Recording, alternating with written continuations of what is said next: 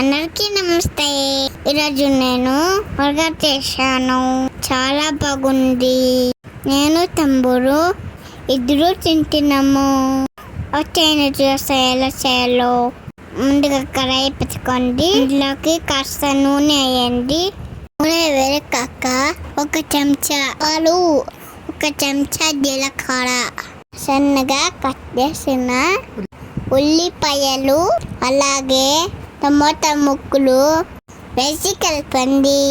ఇప్పుడు క్యారెట్ తురుమును వేయాలి. కాస్త సన్నగా కట్ చేసిన కొత్తిమీర వేసుకోండి. వంట చేస్తుంటే ఆ తమ్ముడు చూడండి ఎలా చేస్తున్నారు. కాస్త పసుపు వేసుకోండి. 1 చెంచా కారం పొడి వేయండి. కాస్త గరం మసాలా వేసి కలపండి. కొంచెం ఉప్పు వేసుకోండి. ఇంకోసారి మిక్స్ చేసుకోండి. కొంచెం టీ చేసుకోండి.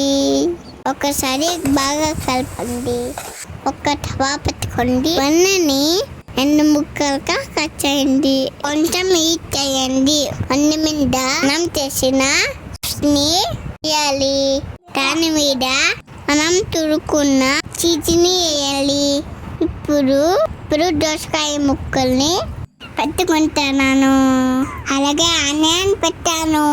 టమాటా ముక్కలు వేసుకున్నాను. దాని మీద ఇంకాస్త వేసాను. అంటే బర్గర్ రెడీ.